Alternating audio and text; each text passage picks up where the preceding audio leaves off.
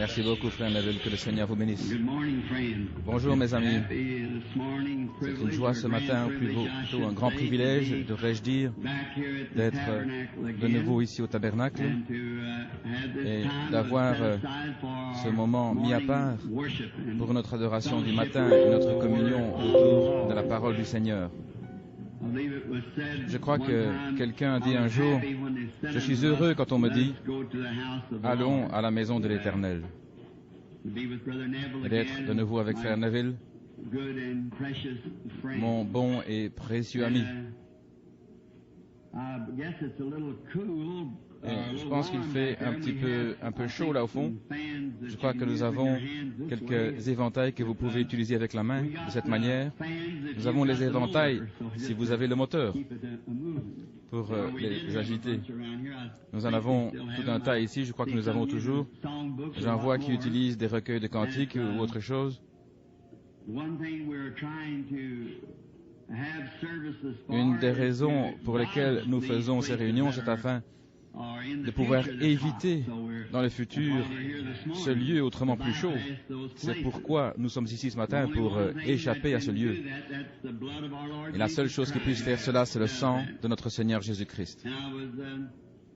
Et j'étais très heureux d'entendre le compte-rendu de l'Église, comment elle progresse, comment elle va de l'avant avec le Seigneur, et comment Dieu s'occupe de vous avec les dons spirituels.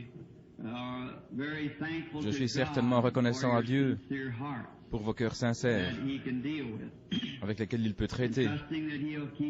Et je crois, j'ai confiance qu'il vous gardera toujours au milieu de ce chemin étroit afin que vous ne vous en écartiez ni à gauche ni à droite. Et je veux remercier frère Calvin et sa fille. Je crois que c'était eux qui sont montés il y a quelques instants pour chanter ce cantique.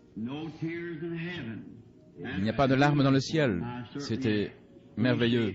J'ai vraiment apprécié cela. Et ce que frère Neville disait de lui-même et moi il y a des années, je peux le dire de frère Calvin.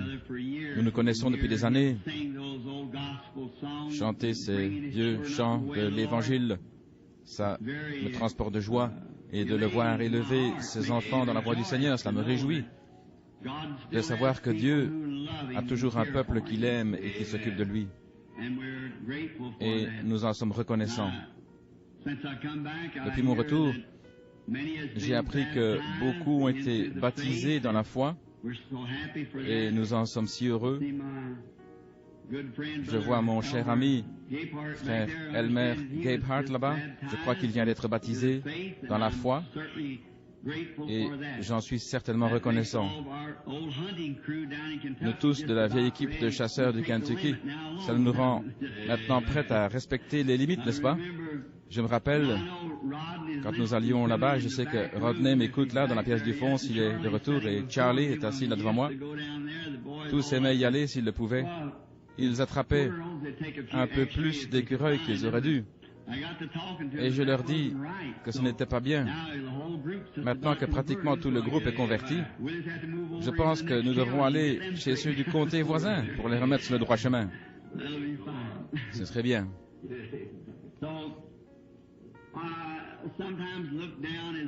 Parfois, comme tout ministre, je tourne mes regards vers le chemin que j'ai parcouru. Et je me demande, on se demande si on a semé la bonne semence. Beaucoup connaissent bien Johnny Appleseed. En Suède, il y avait aussi un homme qui semait des fleurs. On dit que s'il y avait tant de jolies fleurs en Suède aujourd'hui, c'est parce qu'il en avait semé des graines partout où il pouvait trouver un morceau de terre et elles pousseraient. Il aimait tant les fleurs qu'il semait des graines partout. Lui, il est mort, mais ses fleurs continuent de vivre. En nous séparant, nous laissons derrière nous des empreintes sur les sables du temps.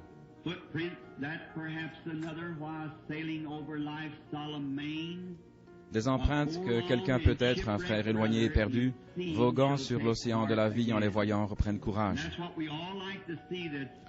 C'est ce que nous aimons tous voir, quelque chose que nous avons fait qui pourrait faire du bien aux autres. Il y a quelques jours, je parlais ici en ville en parlant à mon ami ici, un docteur en médecine, Sam Adair. Il me demandait comment vas-tu, Bill? Et je lui dis, oh, pas mal, Doc, et toi? Et il disait, j'ai eu beaucoup de patients, j'ai eu 15 consultations cet après-midi. Et je dis, eh bien, c'est bon, tant que ce ne sont des examens qu'on ne trouve rien de grave. Nous nous sommes mis à parler du temps où nous étions jeunes. Et je lui dis, je ne sais pas combien de temps je vais encore rester ici-bas, nous sommes tous les deux dans la cinquantaine. Et il dit, c'est vrai, Bill. Mais pendant toutes ces années, ça fait environ 30 ans de ministère, j'ai gardé mon cœur préparé pour cette heure où il viendra, peu importe quand il viendra. Et il a dit, c'est vrai. Et ce qui me stimule le plus, c'est de vivre pour les autres. Et il me disait, c'est cela la vie, c'est ce qui la rend réelle. Ce n'est pas ce qu'on peut accomplir pour soi-même, mais ce qu'on peut faire pour les autres. C'est alors que vous vivez véritablement. Et s'il y a quelqu'un parmi nous qui n'a jamais essayé de vivre cela, vivre pour quelqu'un d'autre, essayez simplement, et vous verrez tout ce que la vie vous apportera de plus. Quand vous ne vivrez plus pour ce que vous pouvez retirer vous-même de l'existence, mais pour ce que vous pouvez donner à quelqu'un d'autre dans la vie, vous découvrirez alors qu'il y a en cela une bénédiction plus grande que ce que vous pouvez imaginer, ce que vous pouvez faire pour quelqu'un d'autre, pour rendre les fardeaux de la vie, et la vie en elle-même est un fardeau, et si on peut le rendre un peu plus léger pour quelqu'un d'autre, vous ne connaissez pas la joie, à moins d'avoir essayé une fois de le faire quelque chose pour quelqu'un d'autre.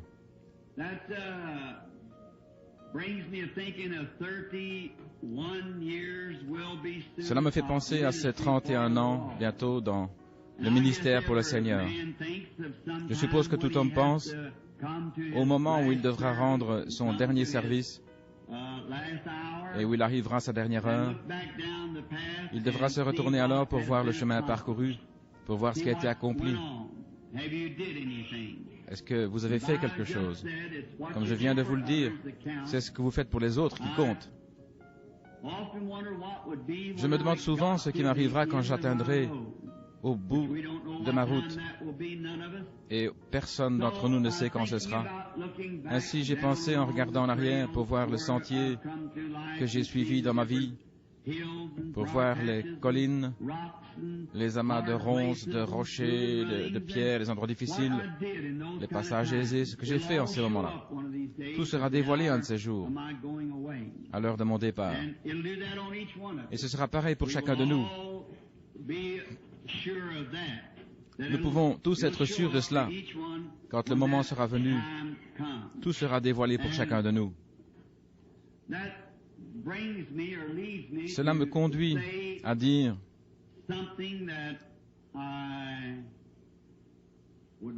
quelque chose que j'aurais préféré taire,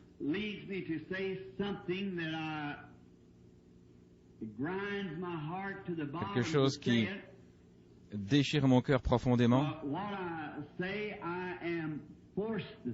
mais ce que je dis, je suis forcé de le dire, en réalisant que ceci est enregistré et que le monde va l'entendre. Mais j'ai quitté le ministère pour une raison, et je suis désolé que je doive le quitter pour cela. Peut-être que beaucoup l'ont entendu. Je ferme mon bureau, etc., et je quitte le champ de mission. Je ne sais pas où notre Seigneur va me conduire. Ce n'est pas moi qui contrôle cela, et je ne sais pas ce qu'il va me donner à faire. mais je pense à la fin de la route où je dois arriver. Et durant les voyages de la vie, j'ai fait tant d'erreurs. Et j'en suis vraiment désolé du fond du cœur, parce que je crois qu'étant humain, plein de faiblesses, cela nous fait agir autrement qu'on le voudrait. C'est notre faiblesse d'être humain qui nous fait faire ce qu'on ne voudrait pas. Mais nous avons ces temps-là, étant des êtres humains faibles. Mais s'il y a quelque chose qui est dans mon cœur, c'est de pouvoir entendre ces paroles de notre Seigneur Jésus à la fin du voyage. C'était bien, mon bon et fidèle serviteur. J'ai souvent dit que j'aurais aimé être présent quand il a dit « Venez à moi ». Mais j'aimerais bien l'entendre. Tu as bien agi. Je n'ai pas pu entendre sa voix du temps où la Bible fut écrite lorsqu'il disait « Venez à moi », où la Bible fut écrite, mais je désire vraiment l'entendre me dire « C'est bien ». Il y a une chose que j'ai toujours désiré être, du fond de mon cœur, c'est d'être un fidèle serviteur de Jésus-Christ, mon Seigneur et Sauveur. Je désire que mon témoignage soit pur, bien clair, prouvant que j'ai tenu bon malgré toutes mes erreurs et que je l'ai aimé de tout mon cœur. Et ce matin, je l'aime de tout mon cœur. Et à cause de cela, cela me force à dire que je quitte le ministère. C'est à cause de quelque chose qui s'est élevé parmi les gens qui me cause de faire ceci. J'ai été déplacé de mon rôle de ministre ou de frère pour être appelé Jésus-Christ. Ainsi, et cela me marquerait comme un antichrist. Et je rencontrerai Dieu comme un lâche plutôt que de le rencontrer comme antichrist, d'être ôté de sa présence. J'en avais entendu parler il y a quelques années. Je pensais que c'était une plaisanterie. Et j'ai rencontré quelques frères, et je ne les vois pas ici ce matin, 2 ou 3, un jour lors d'une partie de pêche. Ils se sont approchés de moi avec ce sujet en disant « Frère Branham, n'êtes-vous pas le Messie oint, le Christ ?» Alors j'ai passé mon bras autour du cou de ces 2 frères et je leur ai dit « Mes frères, pour la raison même que j'ai essayé d'être un véritable serviteur de Christ, je ne veux pas que vous disiez une telle chose. Si jamais l'on disait cela de moi, alors j'abandonnerai le champ de mission. La conscience pure, et vous qui faites cela, vous seriez responsable de chaque âme que j'aurais pu sauver pendant ce temps-là, parce que vous m'auriez fait sortir du champ missionnaire. J'avais pensé que cela réglerait la question. Je pensais que ça avait réglé le cas, mais c'était pas le cas. Je l'ai encore entendu dire plusieurs fois. L'autre jour au Canada, un frère me montrait un petit billet qu'il avait sorti de sa poche sur lequel était écrit « William Branham est notre Seigneur, baptisant au nom de William Branham ». Si cet homme avait été mon ennemi, j'aurais su que c'était une plaisanterie.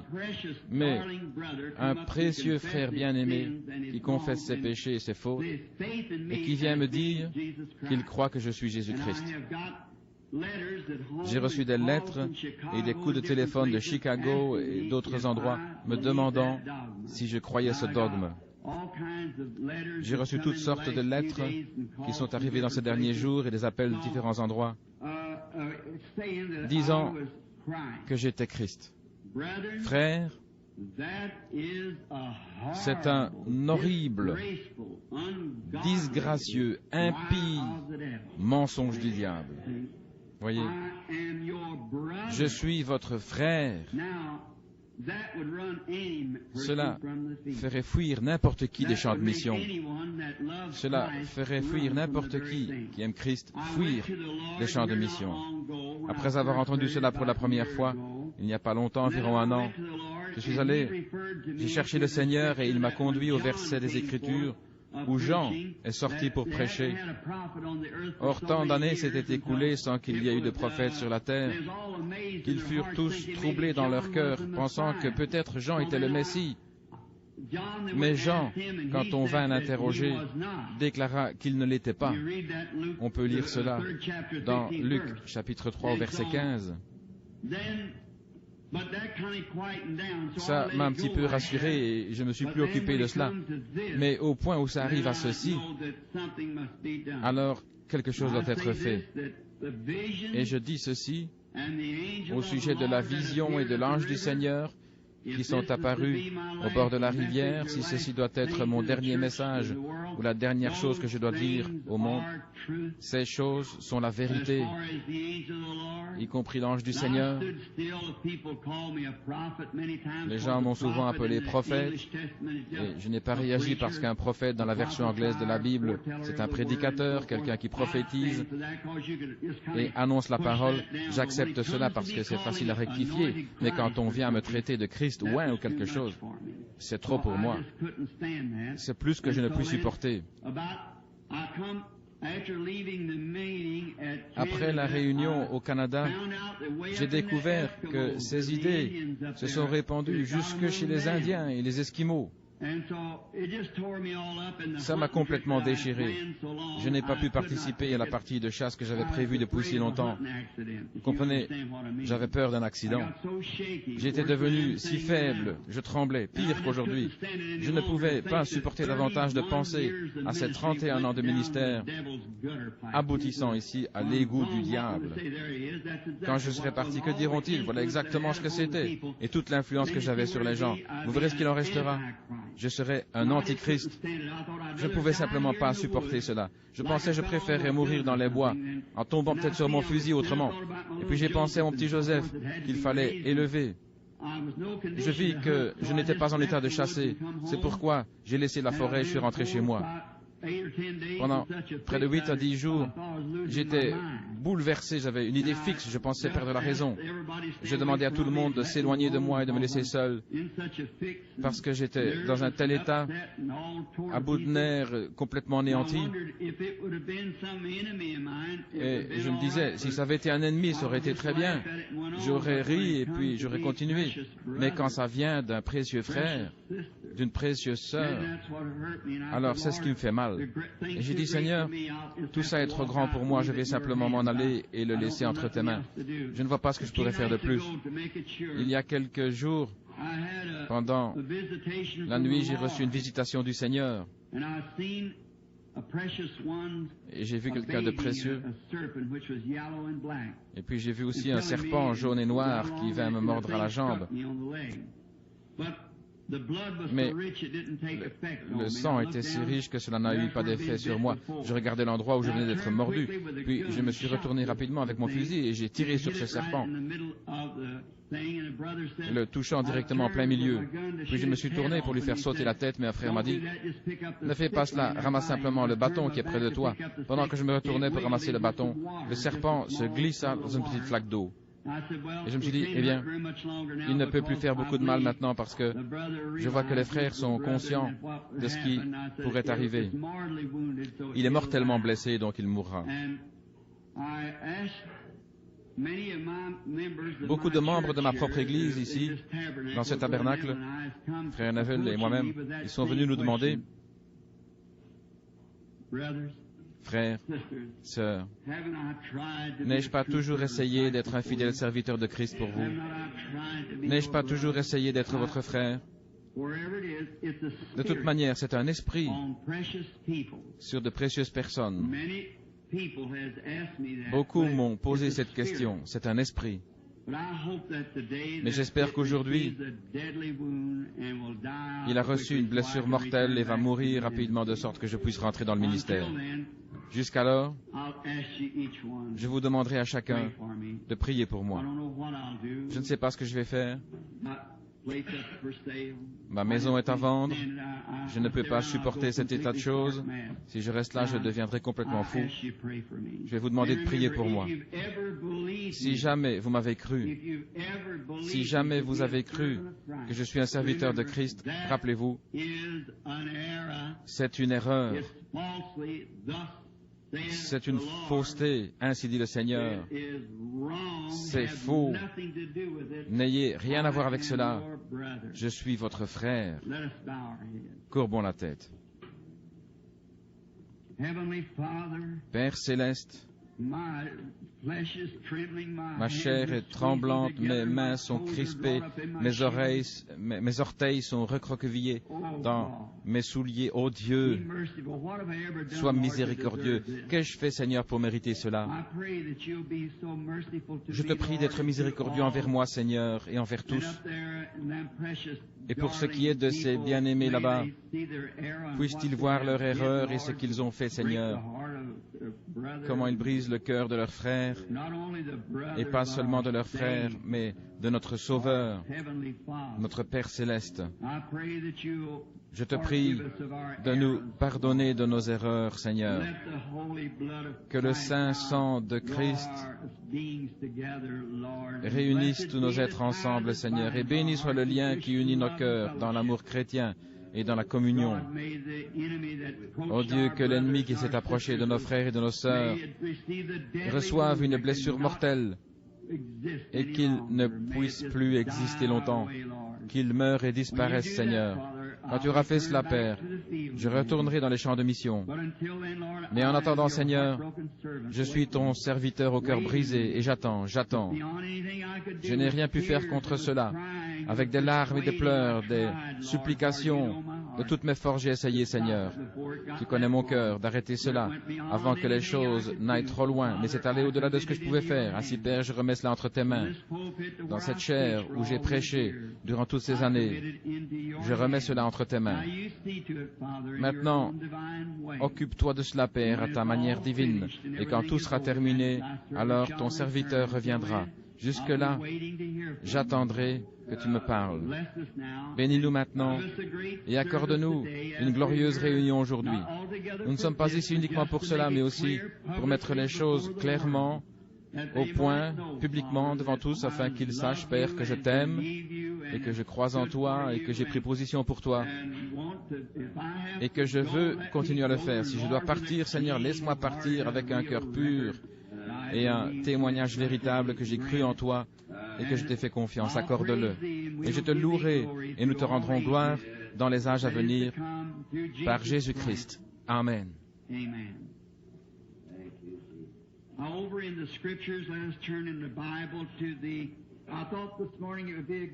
Maintenant, si le frère Neville n'y voit pas d'objection, je pense que ce serait bien d'ouvrir nos Bibles et de continuer un moment l'étude dans laquelle nous sommes maintenant. Encore une fois, que je n'entende plus parler de ces choses parmi vous. Priez et laissez ça de côté, qu'on n'en parle plus. J'ai 52 ans et je pense que peut-être si Dieu m'épargne, il me reste encore un peu de temps à vivre et je voudrais consacrer chaque seconde de mon temps à Christ. Rappelez-vous que si je m'en vais, c'est parce que je suis conduit à le faire. Maintenant, dans le livre de l'Apocalypse, au chapitre 5, c'est là que nous sommes arrêtés l'autre fois. La Révélation au chapitre 4, la dernière partie du verset là, du chapitre. Combien aime l'Apocalypse? Merveilleux. Nous nous sommes quittés au chapitre 4 avec les 4 êtres vivants. Approchons-nous de la parole maintenant, oubliant ces choses du passé. Oh Dieu notre Père, tu nous aides maintenant alors que nous sommes nerveux. Mais si nous nous approchons de la parole en oubliant ce qui est du passé, alors nous courons maintenant vers le but de la vocation céleste, l'appel élevé du ministère pour être un serviteur de Christ. Donne-nous la parole ce matin et nourris nos âmes affamées, car nous languissons, Seigneur, et nous attendons cette précieuse onction du Saint-Esprit. Viens au milieu de nous, Seigneur. Pardonne nos péchés et nos transgressions, et laisse-nous être tes serviteurs. Nous te le demandons au nom de Jésus. Amen. Nous avons étudié les 7 âges de l'Église.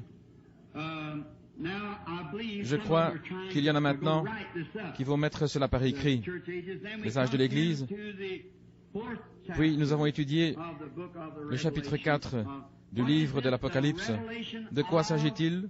De la révélation de Jésus-Christ, de la révélation qu'on appelle en grec apocalypse, ce qui veut dire être révélé, enlever le voile, montrer, exposer, dévoiler, faire sortir, ressortir.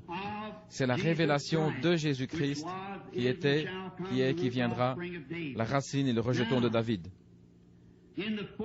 Nous avons vu au chapitre 4 que Jean avait été enlevé au ciel après avoir vu les âges de l'Église.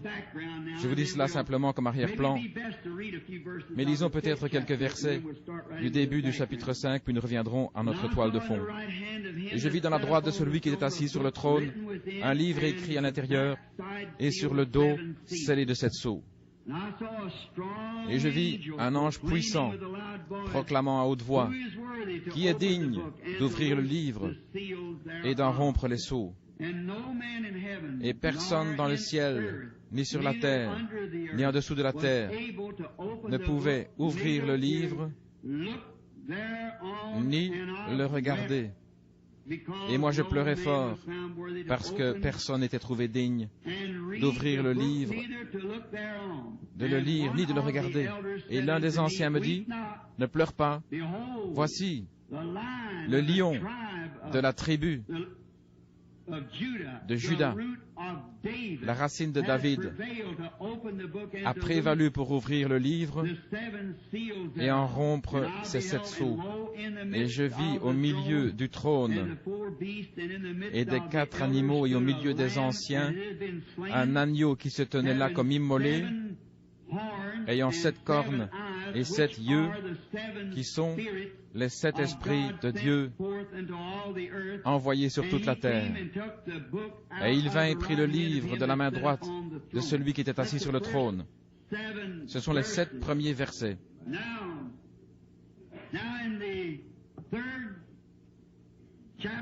Au chapitre 3 de l'Apocalypse, nous voyons la fin des âges de l'Église, qui se termine par l'âge de l'Odyssée, l'âge de l'Église tiède. Nous avons vu qu'aussitôt après cela, Jean fut ravi en esprit dans le ciel. Il y vit les choses qui étaient et qui devaient venir, et les choses qui avaient été. Nous avons vu que l'Église n'apparaît plus avant le chapitre 19 de l'Apocalypse, où elle revient avec son Seigneur, glorieusement lavée dans le sang. Maintenant, dans cette dernière citation ici comme toile de fond, pour bien comprendre où se trouve Jean maintenant, hier j'ai regardé rapidement sur le contexte dont j'avais parlé, et Jean fut transporté dans le ciel et il vit ces choses. Et j'avais noté là qu'il m'avait donné une révélation. Vous savez, après que Jésus fut ressuscité, beaucoup étaient avec lui, et quelqu'un demanda, qu'arrivera-t-il à Jean, cet homme qui était couché sur ta poitrine? Et Jésus se retourna en disant, s'il demeure jusqu'à ce que je vienne, que t'importe? Une doctrine est sortie de là. Vous voyez comment ça commence facilement. Une doctrine est sortie disant que Jean ne mourrait pas avant la venue de Jésus, la deuxième venue. La Bible dit qu'une doctrine est sortie de là. Et pourtant, Jésus ne l'avait jamais dit comme ça. Il avait dit, que t'importe s'il demeure jusqu'à ce que je vienne?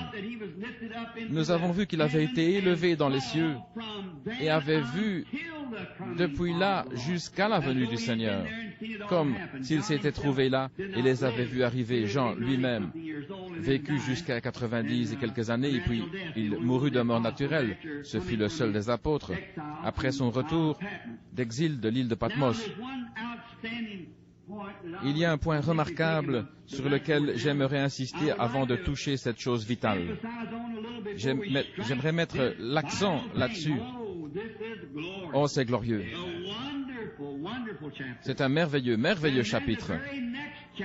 Et le chapitre suivant commence avec l'ouverture des sceaux. Oh là là, il nous faudra sauter d'un passage à l'autre de la Bible pour étudier ces sceaux lorsqu'ils seront ouverts afin de comprendre ce que sont ces mystères. Oh, ils sont glorieux et riches en vitamines spirituelles. Nous avons vu quelque chose d'étonnant sur quoi j'aimerais attirer votre attention. C'était les créatures vivantes de la dernière partie du 4e chapitre que Jean a vues veillant sur cette arche de l'Alliance. Vous rappelez-vous qu'elles étaient disposées exactement comme Israël dans sa marche. Ils avaient sur leurs emblèmes la figure de ces créatures vivantes. Nous avons vu que ces créatures n'étaient pas des anges, ni des hommes. C'étaient des chérubins. Nous les retrouvons dans l'Ancien Testament avec l'arche. Nous les trouvons aussi dans le Nouveau Testament. Ensuite, nous les trouvons lors de la venue du Seigneur à nouveau, des chérubins, gardant le trône de miséricorde. Le trône de miséricorde que personne ne pouvait approcher, à moins qu'il y ait là une expiation pour cette personne. De la seule manière, lorsque le trône était aspergé de sang, il devenait un trône de miséricorde. Mais quand le sang était ôté, il devenait un trône de jugement. Et oh là là, personne ne peut résister au jugement de Dieu. La seule chose que nous puissions rechercher, c'est la miséricorde. Pas le jugement, pas la justice.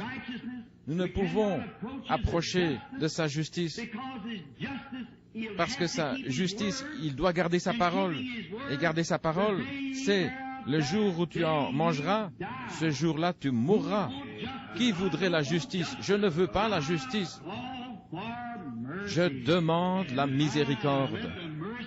Mon Dieu, la miséricorde de Dieu et le trône de miséricorde sous l'aspersion, mais il y eut un temps de purification du sanctuaire, mais tant que le sang n'était pas sur le trône, c'était un trône de jugement. Nous approchons de ce temps-là maintenant.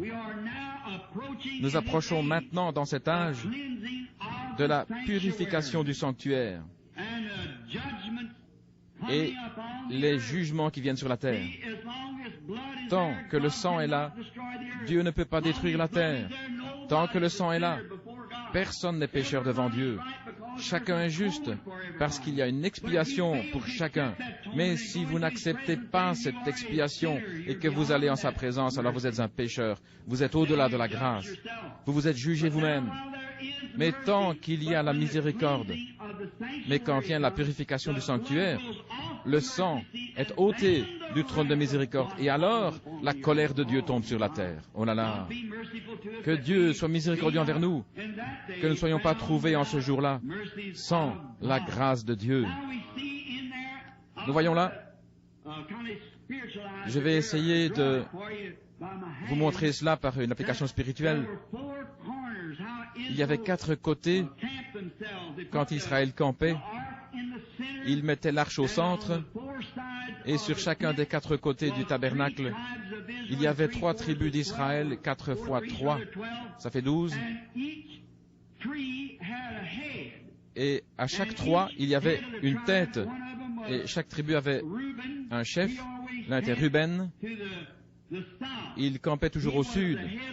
C'était la tête de l'homme. Ephraïm était à l'ouest avec 3 tribus. Il était le bœuf. Alors, à l'est, il y avait Juda, ce qui est le lion. Et au nord, Dan, ce qui était l'aigle. Maintenant, remarquez, vous vous souvenez de cela? Combien vous vous rappelez bien comment nous avions dessiné l'aigle et le bœuf, l'homme et le lion? Remarquez que Juda garde la porte orientale de l'Est. Et Christ est le lion de la tribu de Juda.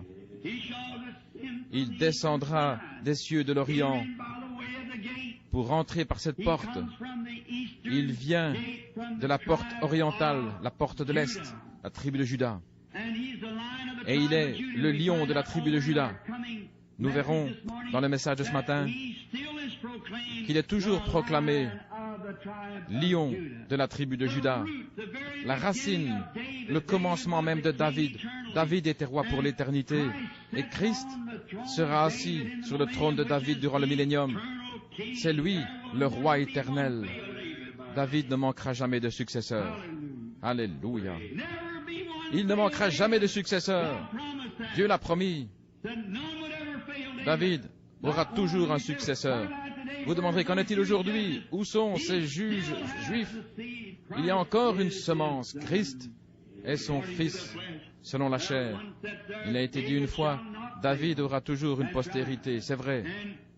Et Christ est ce lion de la tribu de Juda, d'où David est sorti. Nous avons vu qu'ils étaient les gardiens du trône de miséricorde. Ils surveillaient le trône de la grâce. Rien ne pouvait en approcher. Il fallait d'abord traverser les tribus avant de pouvoir atteindre le trône de la grâce. Chacun était prêt à donner sa vie. Chaque Israélite dans le camp serait mort avant qui que ce soit ne pénètre dans le camp et ne s'empare du trône de miséricorde. Nous avons vu que c'était l'ordre de l'Ancien Testament. Et dans l'ordre du Nouveau Testament, nous voyons la même chose. Le trône de la miséricorde est gardé. Oh, j'espère que vous le saisissez. Le trône de miséricorde est toujours gardé. Il y a encore des gardiens.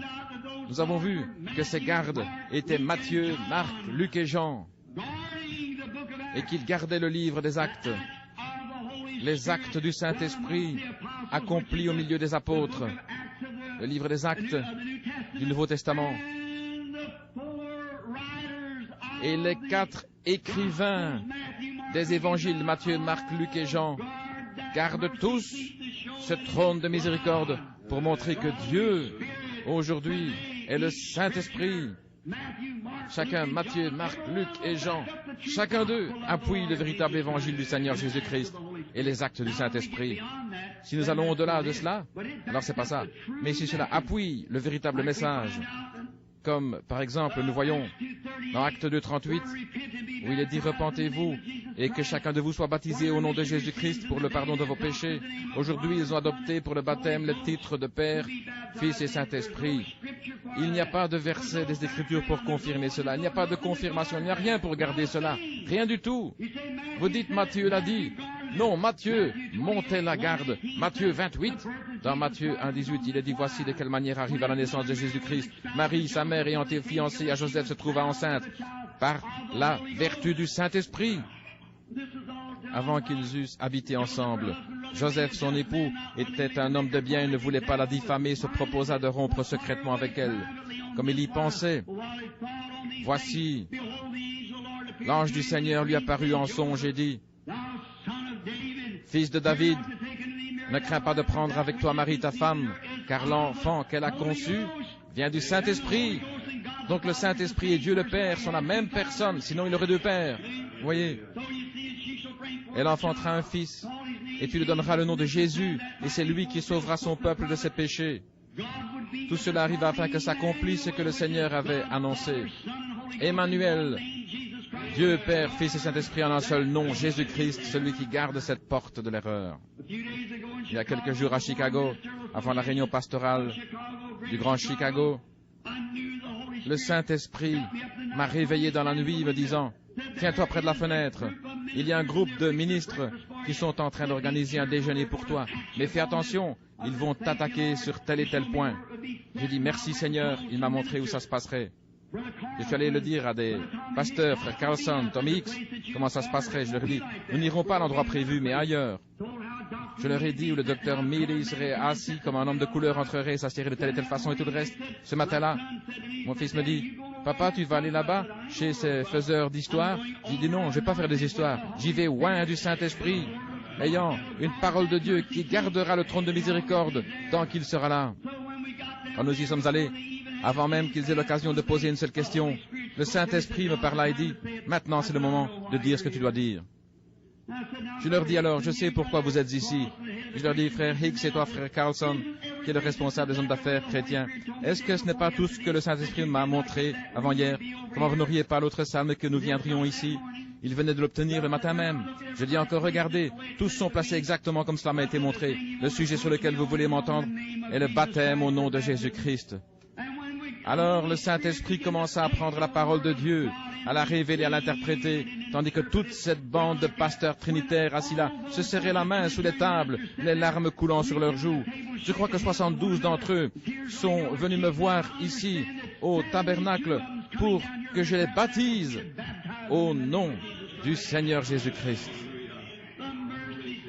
Le trône de miséricorde est gardé. C'est le Saint-Esprit qui le garde. Nous devons le garder exactement. Ces grands messagers, Matthieu, Marc, Luc et Jean, sont là pour confirmer chaque acte du Nouveau Testament. Et maintenant, c'est exactement ce que je disais au début du message de ce matin. Laissons cela sous la garde de l'Évangile, vous voyez. Laissons cela où les Évangiles le gardent. Nous avons vu qu'ils étaient les gardiens du trône de miséricorde de Dieu dans l'Ancien Testament. Et là, Matthieu, Marc, Luc et Jean, tous les quatre, et même le lion de la tribu de Juda, sacrifia sa vie pour garder ce trône de miséricorde.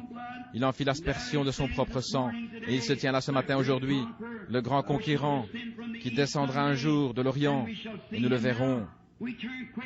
Maintenant, allons rapidement parce que je sais qu'il va y avoir un service de baptême. Qu'est-ce que ce livre scellé de 7 sceaux? Oh, comme c'est glorieux! Avez-vous remarqué ce qui est ici? Il y avait 7 sceaux au dos du livre. Oh, que Dieu nous aide maintenant et nous donne du courage. Et peut-être qu'une fois ou l'autre, je pourrai vous l'expliquer. Regardez, ce n'est pas écrit dans la parole. C'est scellé sur le dos de la parole. Le livre était scellé de ces 7 sceaux. Le mystère entier du livre est scellé par ces 7 sceaux. C'est l'un des plus glorieux chapitres de tout le livre de la Révélation. Et je vis dans la main de celui qui était assis sur le trône un livre écrit à l'intérieur, dedans, c'est ce que nous avons vu ce matin, et sur le dos, scellé de 7 sceaux. À l'extérieur de la Bible, ce que la Bible ne dit même pas, c'est scellé ici par 7 sceaux. Les mystères de Dieu. Qu'est-ce que c'est? Remarquez, un sceau représente un produit achevé, terminé, quelque chose qui a déjà été testé, éprouvé. Ensuite, c'est scellé. Nous avons maintenant les arts de notre salut en étant scellés par le Saint-Esprit. Ce sont les arts de notre salut. Revenons une minute en arrière. J'ai noté plusieurs versets, mais nous n'aurons pas le temps de les étudier tous. Revenons un moment aux Éphésiens et lisons dans le premier chapitre des Éphésiens, afin que vous en saisissiez le véritable sens. Paul, apôtre de Jésus-Christ par la volonté de Dieu, aux saints qui sont à Éphèse. Rappelez-vous que Jean avait adressé cette lettre aux Éphésiens, à Éphèse, et aux fidèles en Christ, ceux à qui Paul avait prêché, qu'il avait élevés et nourris de l'Évangile. Éphèse, et aux fidèles en Christ, ceux qui sont déjà en Christ. Comment entre-t-on en Christ? Par un seul esprit, nous sommes tous baptisés dans un seul corps, ce qui est le corps de Christ. Que la grâce et la paix vous soient données de la part de Dieu notre Père et du Seigneur Jésus-Christ. Béni soit Dieu, le Père de notre Seigneur Jésus-Christ, qui nous a bénis de toutes sortes de bénédictions spirituelles dans les lieux célestes, en Christ Jésus. Pensez-y maintenant. Il nous a bénis de toutes les grâces célestes, les bénédictions, quand nous nous rassemblons en Christ Jésus, en tant que croyants, en tant que l'Église élue, appelée, mise à part. Il nous a scellés par son Saint-Esprit et maintenant, il nous révèle, les choses qui nous sont réservées dans le futur. Et nous arrivons maintenant à ce septième sceau, selon qu'il nous a élus en lui avant la fondation du monde, afin que nous soyons saints et irrépréhensibles dans l'amour, nous ayant prédestinés à être ses enfants d'adoption par Jésus-Christ, selon le bon plaisir de sa volonté. Quelle merveilleuse pensée! Continuons à lire un instant, je voudrais arriver ici au verset 12, 13, 14, afin que nous soyons à la louange de sa gloire, qui avons espéré en lui, en qui vous aussi, après avoir entendu la parole de la vérité, l'évangile de votre salut, après que vous ayez cru, vous avez été scellés du Saint-Esprit de la promesse. Après avoir cru, oh mes frères baptistes, comment pouvez-vous dire que ce n'est pas ainsi? Vous dites que vous recevez le Saint-Esprit quand vous croyez. Il est dit, après avoir cru, vous avez été scellés du Saint-Esprit. Remarquez, qui est un gage de notre héritage pour la rédemption de ceux que Dieu s'est acquis à la louange de sa gloire. Nous voyons qu'un sceau signifie que c'est quelque chose de terminé avec Dieu, c'est déjà réglé, et chaque croyant fut scellé avec cette promesse depuis le commencement même, avant la fondation du monde. Nous étions prédestinés à l'adoption de fils, avant même que le monde commence. Oh, quelle espérance! Elle nous fait reposer avec assurance et certitude. C'est une ancre pour notre âme qui n'est plus ballottée ici et là, mais ancrée en Christ. Une espérance qui est sûre, prédestinée avant la fondation du monde à l'adoption de fils par Jésus-Christ. Comme c'est merveilleux. J'aime cela. Une œuvre achevée avec Dieu. Je viens juste vous citer un autre verset. Et tous ceux qu'il a connus d'avance, il les a appelés. Tous ceux qu'il a appelés, il les a justifiés. Tous ceux qu'il a justifiés, il les a déjà glorifiés.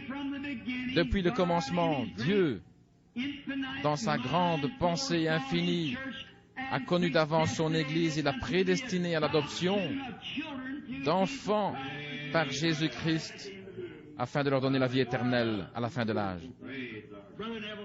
Frère Neville, quelque chose de merveilleux. Je me sens beaucoup mieux. Nous avons l'adoption par le sang de Jésus-Christ. Remarquez bien alors que nous continuons. Une œuvre terminée. Nous sommes prédestinés avec l'agneau. Le Saint-Esprit est notre sceau. Les arts signifient qu'il doit en venir davantage. Nous avons simplement les arts, l'acompte. Les arts ne sont qu'un acompte versé. Comme c'est merveilleux. Simplement un acompte qui ancre notre possession de telle sorte que personne ne puisse y toucher. Ce sont les arts de notre adoption. Amen. Le Saint-Esprit est maintenant les arts de Dieu dans notre cœur, qui est ainsi scellé. C'est l'adoption en tant que fils qui nous attend à la fin de la route, des fils et des filles de Dieu. Prenons encore rapidement un autre verset que j'ai noté sur cette page, Romains 8, 22. Je pense que c'est beau. En étudiant hier, j'ai noté quelques versets des Écritures ici auxquels j'aimerais me référer. Nous savons que toute la création soupire et est en travail dans les douleurs jusqu'à maintenant. Et pas eux seulement, mais nous-mêmes aussi, qui avons les premiers fruits de l'Esprit, nous-mêmes, nous soupirons en nous-mêmes, attendant l'adoption pour être témoins de la rédemption de notre corps. Oh, le voyez-vous? Toute la création soupire, dit Paul. Tout est en train de gémir. Voyez comment les arbres luttent. Voyez comment les fleurs luttent pour la vie. Finalement, le gel les fait tomber.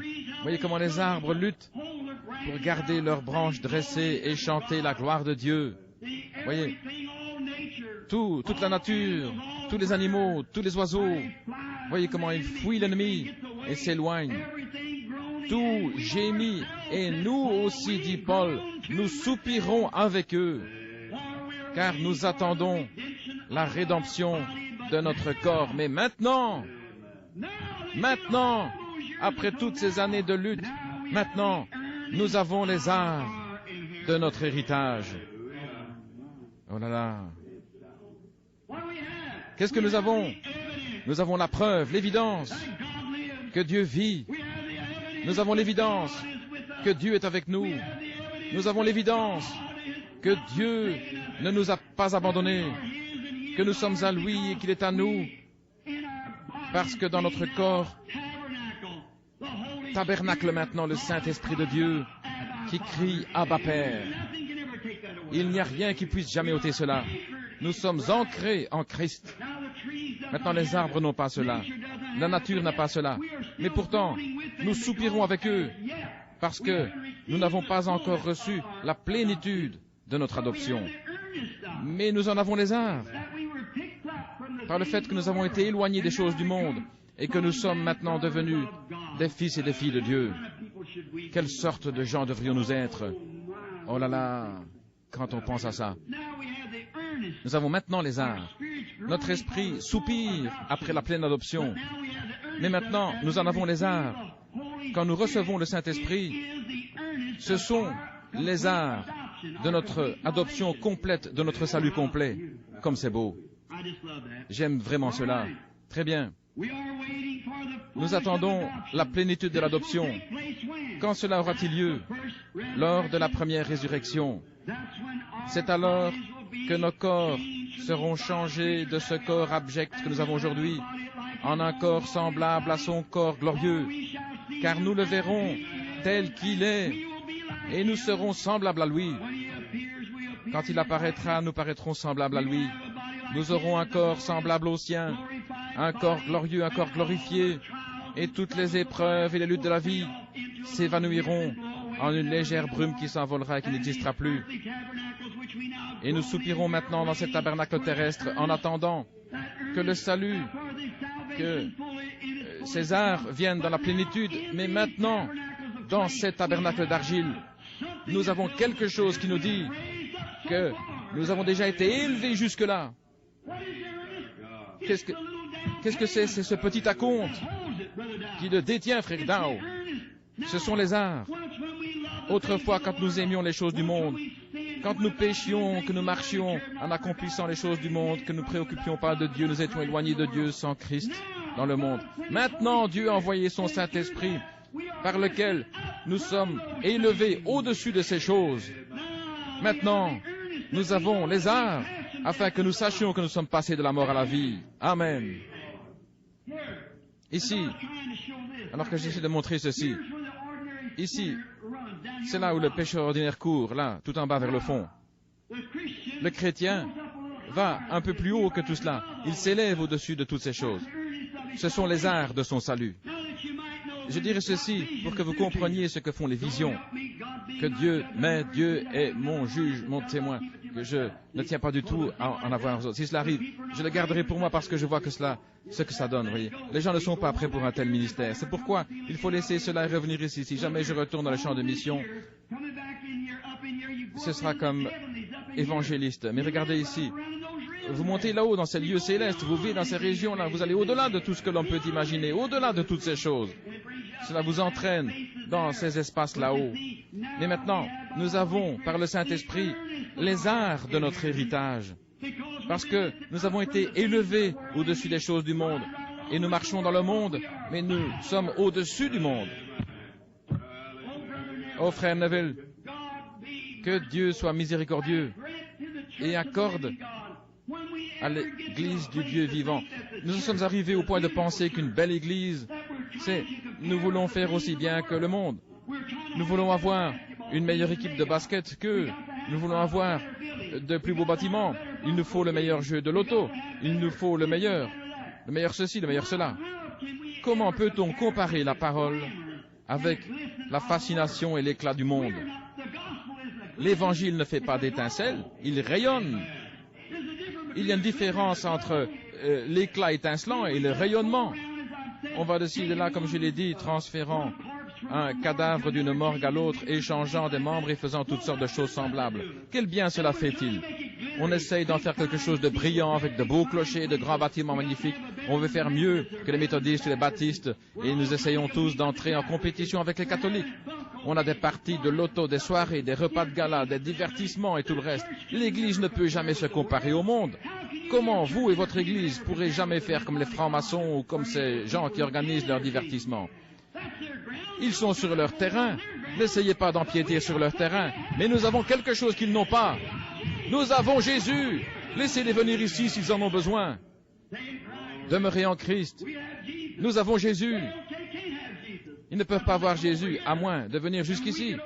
Et quand nous allons là-bas, nous sortons. Nous sommes sur son terrain. N'essayez pas d'avoir de l'éclat. Rayonnez. Vous ne pouvez pas rayonner par vous-même. Voyez. C'est pas parce que vous le voulez, mais c'est parce que c'est lui qui rayonne au travers de vous, voyez-vous. Le petit ver luisant ne luit pas parce qu'il veut luire. Il y a quelque chose en lui qui rayonne, c'est quelque chose qui est à l'intérieur qui rayonne au travers de lui. C'est ainsi, avec le Saint-Esprit. Il n'est pas nécessaire d'être bizarre, particulier, différent ou quelque chose d'autre. Déliez-vous simplement, vivez une vie pieuse et laissez Dieu vivre au travers de vous. C'est ainsi que vous rayonnerez pour l'Évangile. Voyez, il ne s'agit pas d'étinceler. Étinceler, c'est faire des singeries, des bons et toutes sortes de choses brillantes et éclatantes. Vous savez, ils sont toujours en train de se précipiter vers tout ce qui brille. Mais rayonner, c'est avoir la douceur paisible du Saint-Esprit. Nous attendons cette résurrection. Maintenant, comprenez-vous ces choses? Dites Amen si vous le comprenez. En parlant des arts, nous savons que nous sommes passés de la mort à la vie parce que nous sommes en train d'être élevés. Nous ne sommes pas en nous-mêmes, mais élevés au-dessus des choses de ce monde que chacun de nous aimait autrefois. Dieu nous aime, nous le savons. En examinant nos vies, nous discernons l'influence du Saint-Esprit parce que nous ne préoccupons plus des choses du monde. Vous y voilà. Tant que vous aimez le monde et les choses du monde, l'amour de Dieu n'est pas encore en vous. Mais sitôt que vous êtes au-delà de cela, alors vous savez que vous avez votre héritage. Voyez, que vous êtes en route vers votre pleine rédemption. Mais cela n'arrivera pas, vous voyez, avant que nous devons premièrement voir Jésus. Quand il viendra, nous aurons un corps semblable à son corps et nous serons faits à sa ressemblance. Très bien. Nous voyons quelque chose qui avait été perdu, parce que la Bible le dit, ce livre-là même qui nous a rachetés. D'où sommes-nous rachetés? Il nous a. De quoi sommes-nous rachetés? Nous avons dû avoir perdu quelque chose.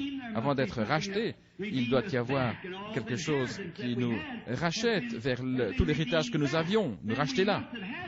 Nous avons dû avoir quelque chose que nous n'avons plus maintenant. Mais cet agneau est venu le racheter. Voyez, nous avions quelque chose dont nous avions été dépouillés. Maintenant, remarquez, qu'avions-nous perdu? Eh bien, il fut donné à Adam d'avoir la vie éternelle. Tant qu'il mangea de l'arbre de vie, il avait la vie éternelle. Et nous remarquons encore qu'Adam, il avait hérité la terre. Il était comme un Dieu amateur sur la terre. La terre était à lui, tout avait été remis entre ses mains, il pouvait faire ce qu'il voulait. Il pouvait donner un nom à toute chose, l'appeler et faire ce qu'il voulait. Il était véritablement un fils de Dieu. Dans la chute, Adam a perdu le titre de propriété de la terre. Il le perdit au profit de Satan. Satan a pris le titre de propriété. Adam était très paresseux et il ne racheta pas son droit, car il ne pouvait pas racheter son droit. Satan, lui, n'est pas le propriétaire légitime, mais il le détient. Il est le Dieu de cette terre. C'est la Bible qui le dit. Il le possède, non pas parce qu'il l'a acquis de plein droit, mais il le possède. Comprenez-vous maintenant? Satan possède cela, il le détient dans sa main. La mort est dans sa main, la terre est dans sa main, le monde lui appartient, chaque nation lui appartient. Il gouverne et contrôle le monde entier et toutes ces choses dans ce monde. Satan. Mais grâce à Dieu, nous ne sommes pas du monde. Vous y voilà. Comprenez bien, je ne parlais pas de l'Église, il ne contrôle pas l'Église. Il ne contrôle que le monde. Il a dit qu'ils étaient à lui, il est le Dieu de ce monde. Jésus a dit qu'il était et il l'est. Il est le Dieu de cette terre qui a aveuglé les yeux des gens. Il est le Dieu de cette terre. Mais Jésus est le Dieu du ciel. Satan ne possède pas son bien légitimement. Mais Adam a perdu le titre de propriété de tout ce qui nous appartient, la vie éternelle et l'héritage de la terre. Jésus dit dans Matthieu 5, « Heureux les débonnaires, car ils hériteront la terre. » Voyez? Nous ne l'avons pas maintenant. Et vous voyez, elle n'est ni pour Adam, ni pour aucun de sa postérité. La postérité d'Adam a absolument tout perdu. Ce n'est pas la postérité d'Adam. Nous avons beau essayer d'embellir ce monde, de faire de belles maisons et de belles choses, il n'appartient pas du tout à la semence d'Adam. Non, monsieur, ce n'est pas allé dans les mains de la postérité d'Adam, parce que Satan a tout pris de la cave au grenier. C'est vrai. Et Adam l'a perdu. Oh là là. Il y a tant de choses à dire, mais je ne veux pas prendre trop de votre temps à cause de ces baptêmes. Très bien. Satan le possède, mais sans aucun droit légal. Lorsque le propriétaire légitime l'a perdu, il n'y a qu'une possibilité de le racheter. C'est par un parent rédempteur. C'est le seul qui puisse légitimement, légalement le racheter. Bien sûr, c'est ce que nous avons eu par la naissance virginale de Jésus-Christ. Je voudrais encore dire quelque chose. La première chose où nous voulons revenir, c'est dans l'Ancien Testament. Il y a un passage que j'ai écrit quelque part, Lévitique 25, versets 23 et 24. Ceux qui prennent des notes pourront trouver là les lois de la rédemption. Quand Dieu fit partager le pays par Josué, il fut donné à chaque tribu, à chaque homme, une terre où chaque enfant hériterait de sa possession. Mais si cet homme devenait pauvre et perdait tout en faveur d'un autre homme, la seule façon de pouvoir racheter son bien était de passer par un proche parent. Et de toute façon, à la fin, il devait rentrer dans son bien. L'autre ne le détenait que pour un certain temps. Cela devait revenir au propriétaire original, c'est vrai. Ça devait revenir au propriétaire original. S'il avait quitté le territoire de Juda et que sa terre lui revenait par l'héritage de son père, alors lui ou son proche parent pouvait la reprendre. Maintenant, personne d'autre ne pouvait en détenir le droit légal. On pouvait en détenir le titre jusqu'à ce que la dette soit payée. Mais lorsque le propriétaire, la personne correcte, disons par exemple si je possédais une terre et je l'ai perdue en la vendant à Frère Neville, qui lui appartient à une autre tribu de celle de Juda, où je l'ai vendue à un étranger. Il la détient légalement, il la détient, il peut y entrer, la cultiver, retirer les fruits, etc. Mais en réalité, il ne fait que de détenir le titre, il ne peut pas la posséder. C'est une loi en Israël. Vous pouvez le lire dans Lévitique 25. Vous verrez qu'il ne pouvait pas la posséder légalement, il la détenait simplement. Par exemple, si Billy voulait racheter cette terre, alors qu'un étranger, que frère Neville ou quelqu'un d'autre en détienne le titre. Si Billy était mon plus proche parent, s'il était du même sang, l'autre ne pourrait la garder plus longtemps. Non, monsieur, il devrait la rendre lorsque le prix lui aurait été payé, qu'il aurait été versé, disons par exemple 25 000 $. Supposons que frère Tony soit alors venu dire, frère Neville, je voudrais acheter la propriété de frère Branham. Il ne pourrait le faire. Frère Neville dirait, non, je ne veux pas la vendre. Combien en demandez-vous? 25 000 $. Eh bien, moi, je vous en donne 35 000. Je vous en donne tant et tant. Peu importe ce que vous voulez, je ne veux pas la vendre, je veux la garder. Mais si Billy Paul était venu dire, je veux reprendre la propriété de papa, voici vos 25 000 $, frère Neville serait obligé de la lui laisser parce que c'est la loi. Oh, alléluia! Gloire à Dieu. J'espère que vous, les chrétiens, vous comprenez cela. Nous sommes le sel de la terre. Dieu a donné cela à ses fils. Il nous a donné la juridiction sur toute la nature, sur tous les animaux, sur toute vie, partout. Mais Adam, notre père, l'a abandonné à Satan. Mais entre quelles mains est-elle retombée? Entre celles du propriétaire légitime, Dieu, qui est celui qui l'a créé. Il n'est pas étonnant que Jean pleurait amèrement, puisqu'il ne trouvait aucun homme qui fût digne de le racheter. L'homme devait être digne, Jean dit, et moi je pleurais fort, parce que nul n'était digne d'ouvrir le livre, ni de le regarder, et d'en briser les sceaux. Il avait dit, aucun homme dans le ciel, aucun homme sur la terre, aucun homme sous la terre, personne, nulle part, aucun homme. Jean n'a pas omis les anges. Rappelez-vous bien que cette terre n'a pas été donnée aux anges. Elle est l'héritage de l'homme. Gabriel était digne, c'est sûr. Un autre aurait pu être digne, Michael par exemple. Il aurait pu être digne, mais aucun homme n'était digne. Voyez-vous, c'est pourquoi Jean pleurait abondamment. Quelqu'un a dit, c'est parce qu'il a vu que lui-même n'était pas digne. Ce n'est pas cela. Jean était sous l'influence du Saint-Esprit, n'aurait pas pu faire une telle erreur. D'ailleurs, ce n'était pas seulement lui qui n'était pas digne, mais il ne trouva personne qui fût digne. Aussitôt après, il a dit, et l'un des anciens me dit, ne pleure point. Voici le lion de la tribu de Juda, le rejeton de David a prévalu, il a vaincu pour ouvrir le livre de 7 sceaux. Il est digne de prendre le livre. Souvenez-vous que jusque-là, Jean n'avait pas encore vu Jésus. Pourquoi? Parce que Jésus était assis là-haut sur le trône de Dieu. Il était à l'intérieur du sanctuaire. Ne l'ayant pas vu jusqu'alors, Jean s'attendait à voir un lion, mais il vit un agneau. Vous y voilà. Nous sommes vainqueurs en étant des bonheurs, en étant doux, en étant remplis du Saint-Esprit, non pas en étant des géants d'intelligence, mais c'est celui qui peut s'humilier, c'est celui-là qui est vainqueur. L'homme qui, battu et maltraité, reste un serviteur de Christ. C'est celui-là le vainqueur. Maintenant, il a dit, il a vaincu. Il est digne de prendre le livre et d'en briser les sceaux et de l'ouvrir. Nous allons bientôt découvrir, peut-être pas aujourd'hui, ce que contiennent ces 7 sceaux, ce qu'ils ont fait. Maintenant, étudions un petit peu la rédemption. Avant de pouvoir racheter, il fallait qu'il soit digne, qu'il soit celui qui convenait. Cela fut accompli lors de la naissance virginale de Jésus-Christ, car il était Dieu. C'était Dieu lui-même, fait homme. Dieu dans une chair humaine. Il devait être digne. Le sang virginal de Jésus-Christ l'a rendu digne. Si vous voulez le noter, cela se trouve dans 1 Pierre 1, de 18 à 20. Regardez les Écritures. Il devait être digne et il l'était, parce qu'il prit la forme d'un homme. Il devint homme. Dieu devint notre parent. Et nous découvrons là le rôle glorieux de Dieu, Jéhovah, qui fut fait chair et habita parmi nous, comme étant celui qui est digne. Il a vaincu. Dieu revêtit la forme d'une chair humaine. Il est venu sur la terre, né comme un petit enfant, et a marché parmi nous. Et par son saint sang, il a vaincu.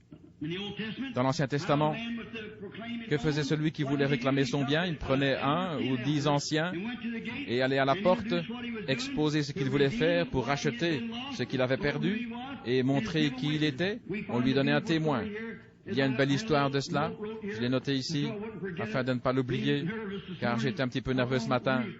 C'est l'histoire de Ruth, du parent rédempteur et de Boaz. Nous l'avons étudié il n'y a pas longtemps. Je voudrais que vous remarquiez les 3 étapes qui mènent à ce repos. Je voudrais vous remarquer ce repos de l'Église. C'est exactement pareil. Maintenant, tout d'abord, nous voyons, comme nous l'avons étudié, le parent rédempteur. Nous voyons que Dieu a été fait chair de manière à devenir le Rédempteur. C'est de lui qu'il s'agit dans le chapitre 5. Et personne, ni dans le ciel, ni sur la terre, ni sous la terre, ne pouvait ouvrir le livre, ni le regarder. Et moi je pleurais fort, parce que nul n'était trouvé digne d'ouvrir le livre, ni de le regarder.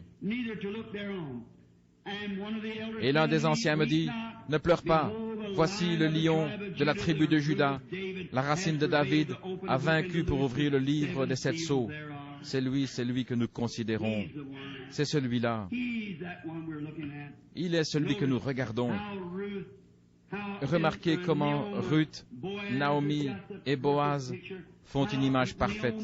Comment Naomi, dans un temps de famine, abandonna l'Église, abandonna le pays et se rendit dans le pays de Moab pour y demeurer. Elle avait tout perdu. Et là-bas, son mari, Elimelech, étant mort, son héritage pouvait tomber dans les mains de n'importe qui. Quand elle revint, elle ramena avec elle 7 belle Moabite, une veuve jeune. Quand Boaz vit cette veuve, un type de Christ, il tomba amoureux d'elle, il l'aima, mais il fallait qu'il la rachetât. Le seul moyen pour lui de l'avoir pour femme était de racheter ce que son frère Elimelech avait perdu. Alors il demanda à son autre parent, le plus proche que lui, s'il pouvait le faire, mais ce parent ne le put. C'est ainsi que Boaz put réaliser un exemple parfait des lois de Dieu. Il se rendit à la porte, il ôta son soulier, il dit, « Qu'il soit connu aujourd'hui que j'ai racheté tout ce que Naomi avait, tout ce que Elimelech avait perdu. Je suis maintenant le plus proche parent, et c'est moi qui peux le racheter. C'est pourquoi je suis venu le réclamer. S'il y a quelqu'un ici de plus proche que moi, qu'il se fasse connaître. » Tous gardèrent la bouche fermée. Alors il ôta son soulier et le jeta en témoignage. J'ai racheté tout ce que notre frère Elimelech avait. Pourquoi? Parce qu'il était parent rédempteur. Combien c'est merveilleux. C'est une si belle histoire. Pendant tout ce temps, Ruth se reposait en attendant de voir comment les choses allaient tourner. Puis Boaz est revenu. Personne n'avait pu témoigner contre lui. Il revint et prit Ruth, la belle Moabite. Ils se marièrent et vécurent sur cette possession. Quelle belle histoire. C'est l'histoire de Ruth. Il y a les 3 étapes. Ruth qui décide, elle décide si elle veut retourner ou non dans son pays, exactement comme l'Église. Ruth qui sert lorsqu'elle sort pour glaner. Ruth qui se repose, c'est ce que l'Église fait maintenant. Ruth, enfin, sera récompensée. C'est la chose suivante qui doit arriver, c'est la récompense de l'Église. Mais nous n'avons plus le temps parce qu'il y a un service de baptême et il est déjà 11h15. Mais peut-être que nous verrons cela un de ces dimanches, le Seigneur voulant. Et j'aimerais pouvoir vous montrer ces 7 cornes, ces 7 yeux, ces 7 sceaux, ces 7 ministères, ces 7 anges de l'Église, 7 étoiles. Oh là là. Et c'est dans ce passage que tout se relie. Oui, monsieur. Il fallait être digne. Jésus était digne. À son retour, nous nous réjouirons pleinement de la plénitude des bénédictions de la rédemption. Nous hériterons la terre. Les hommes et les femmes seront de nouveau fils et filles de Dieu. Et ce sera le commencement du millénium. Comme c'est merveilleux. Et l'ange puissant s'est écrié d'une voix forte, « Qui est digne? Qui peut accomplir ceci ?» Alors l'ancien dit, « Ne pleure pas, car le lion de la tribu de Juda, il est digne. » Et il a vaincu. Et il prit le livre. Et il ouvrit le livre, il brisa les sceaux. Il ne dit pas ce que deviennent ces sceaux ouverts par la Bible elle-même. Nous verrons ces 7 sceaux ouverts tout au long de la Bible. Vous pourrez voir ce qui s'est passé. Au-dedans même de ce livre scellé de 7 sceaux que nous étudions maintenant, se trouve tout entier le mystère de toutes les bénédictions de la rédemption de Dieu. Rappelez-vous qu'il est l'agneau, il est le seul qui est racheté. Rappelez-vous que c'est scellé sur le dos du livre, ce n'est pas écrit. Scellé sur le dos. Et ce n'est pas écrit à l'intérieur. Il était le seul qui puisse ouvrir le livre, ou de révéler le livre, ou de révéler les sceaux.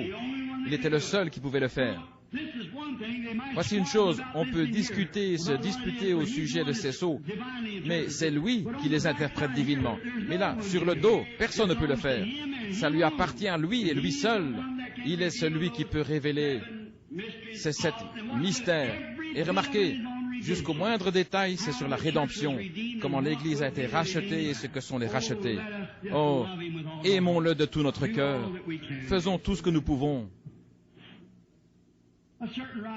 Un écrivain a écrit une histoire, je voudrais juste encore vous dire cela avant de terminer et de laisser la place à Frère Neville. Aimez-vous la révélation? Oh, je l'aime tellement, nous avons simplement vu 3 versets ce matin, mais nous y reviendrons. Remarquez, un écrivain a écrit une histoire au sujet d'une jeune fille qui essaye de trouver Dieu.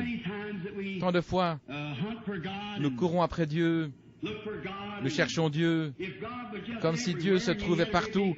Et s'il avait un grand trône installé quelque part, tout le monde croirait en Dieu. Si Dieu était assis sur un grand trône quelque part, on dirait, il se tient dans telle ou telle ville. C'est Dieu, allez vers lui. C'est aussi simple que ça. Et tout le monde croirait.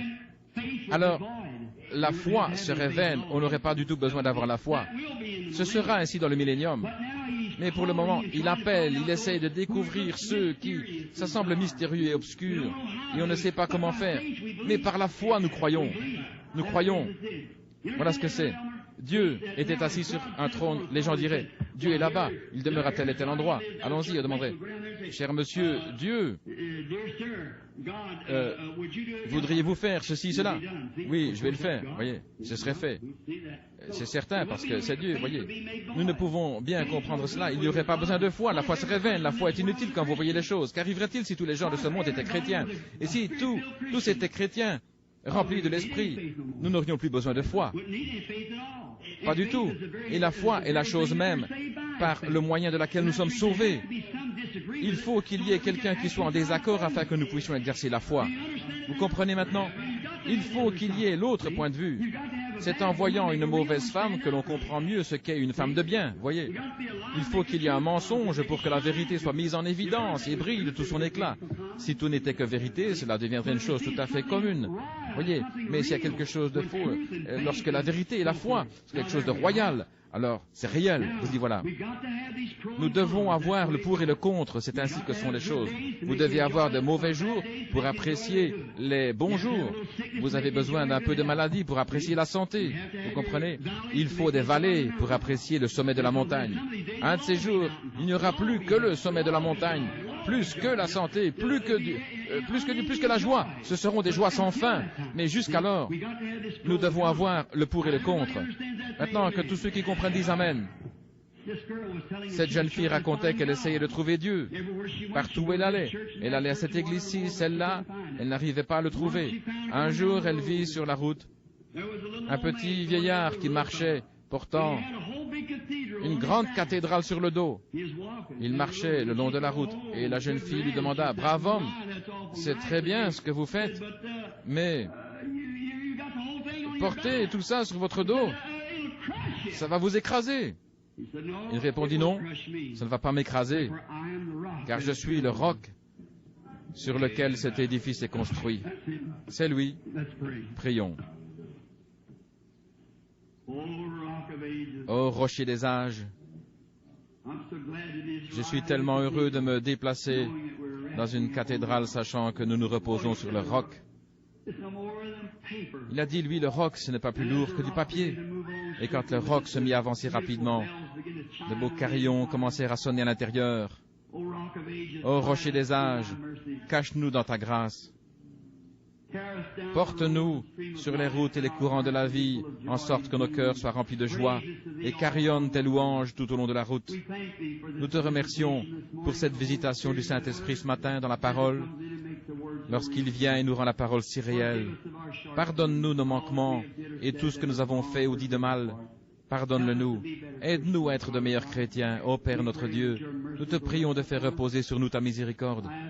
Je te demande, Seigneur, si c'est ta volonté, que nous puissions bientôt revenir pour terminer ce chapitre et aborder ces 7 sceaux.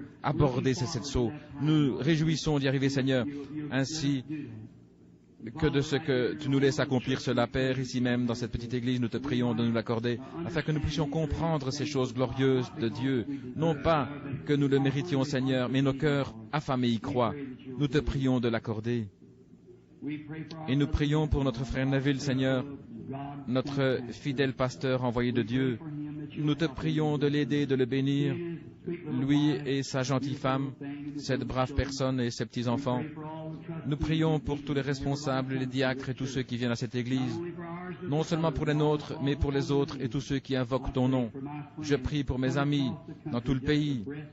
À peine prévenus, ils sont tous là. Père, je t'en remercie simplement. Je te prie de hâter le jour où Jésus viendra, où nous serons tous rassemblés, où il n'y aura plus ni jour ni nuit, plus de temps, mais où le temps se fondra dans l'éternité et où nous pourrons être tous ensemble pour toujours. Accorde-le, Seigneur. S'il y en a ici ce matin qui ne te connaissent pas encore comme leur sauveur, qu'ils puissent vouloir connaître cet agneau qui tient dans sa main le livre du mystère scellé de 7 sceaux, Mon Dieu, puissions-nous le connaître de telle sorte que dans le futur, quand nous verrons ces sceaux brisés, nous puissions voir ce dont Dieu nous parle. Nous le demandons pour la gloire de Dieu et au nom de son Fils Jésus-Christ. Et pendant que nous avons la tête inclinée, y a-t-il quelqu'un ici qui veuille dire, pensez à moi, frère Branham, tandis que vous priez. J'aimerais que l'on pense à moi dans la prière.